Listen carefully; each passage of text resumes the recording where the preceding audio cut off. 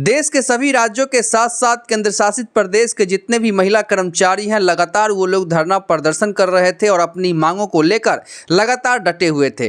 उनकी जो मांगें थी वो प्रमुख रूप से मैं आपको बता दूं, क्योंकि अभी मैं जानकारी आप लोगों को सीधे विभागीय स्तर से और सटीक रूप से देना चाहता हूं, जो कि आप लोगों के विभागीय स्तर से जो आप लोगों का काम हो रहा है, काम चल रहा है, उस पर आप लोगों का काम कितना तक हुआ है, कहां तक हुआ है, इन तमाम बातों को जानकारी जो है आज की इस खबर में आप लोग को मिलेगा।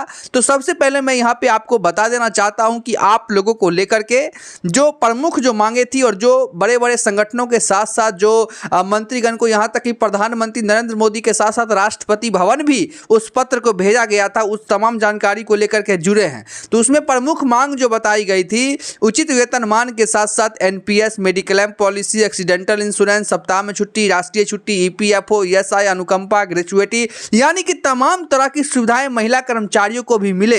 इसको लेकर लगातार वो लोग धरना प्रदर्शन करते थे, यहां तक कि वो लोग कह सकते हैं कि जंतर मंतर पर भी धरना प्रदर्शन करके और सरकार को गिराने को लेकर के काम कर रही थी, सरकार से अपनी मांगों को मनवाने को लेकर के काम कर रही थी।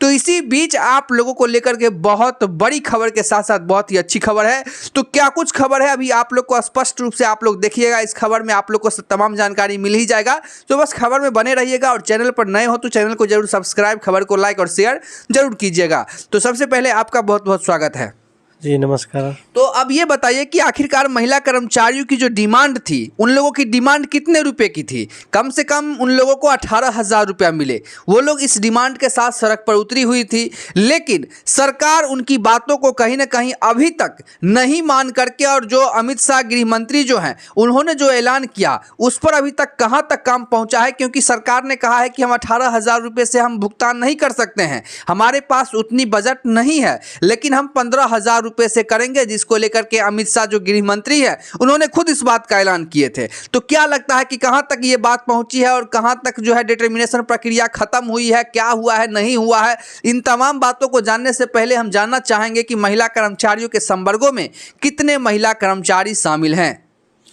देखिए, महिलाओं में इसमें जो है आशा, आंगनवाड़ी, रसोईया, जीविका, एएनएम, जेएनएम, फैसिलिटेटर और वैक्सीन कुरियर के जो भी पद है, तो उस पर जो है सो अमित शाह जी ने जो है 15,000 का जो है डिटर्मिनेशन किया है सैलरी का जी। तो अभी प्रक्रिया में है वो तो प्रक्रिया में है। तो वो लोग जो 18,000 रुपये की जो मांग कर रही थी, और उन्होंने लोकसभा चुनाव हो गया, विधानसभा चुनाव कई राज्यों में हो गया, और लगातार सरकार ऐलान पर ऐलान कर रही है, लेकिन अभी भी बात, उन तमाम बातों को जो है कहीं ना कहीं अभी तक उसे धरातल स्तर पर लागू नहीं किया गया है। इसका मेन वजह क्या है?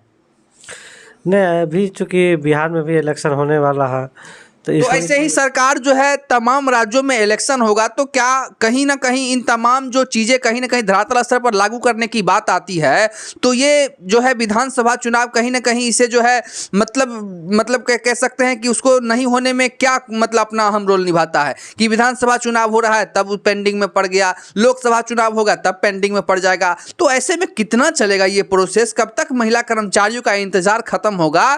क्योंकि सरकार तक लगातार हम लोग भी बात पहुंचा रहे हैं, पूरे संसद महोदय तक पहुंचा रहे हैं, और जितने भी कह सकते हैं लोकसभा स्पीकर ओम बिरला तक भी हम लोगों ने बात पहुंचाया, तो वहां से भी अभी तक मिल रहा है कि हाँ, तमाम चीजों पर बातचीत चल रही है, जल्दी इसे लागू किया जाएगा। मतलब कोई मंत्री सांसद ये नहीं कहते हैं कि इसे लागू नहीं किया जाएगा। भाई, कब तक लागू किया जाएगा? इसी को लेकर के लगातार हम लोग पूछताछ कर रहे हैं, और अभी भी हम आपसे वही पूछ रहे हैं कि आखिरकार विधानसभा चुनाव बिहार में है, बिहार से पहले महाराष्ट्र में था, दिल्ली में था, तमाम जगहों पर चुनाव हो चुकी है। अब तो सरकार को कहीं ना कहीं ध्यान देना चाहिए कि जो भी डिटर्मिनेशन प्रक्रिया में पहले से फाइल है उसे क्लियर करके और जल्द से जल्द उसे धरातल स्तर पर लागू करना चाहिए। तो लेकिन अभी तक सरकार इस पर निगाहें नहीं बना रही है, इसके पीछे क्या वजह है?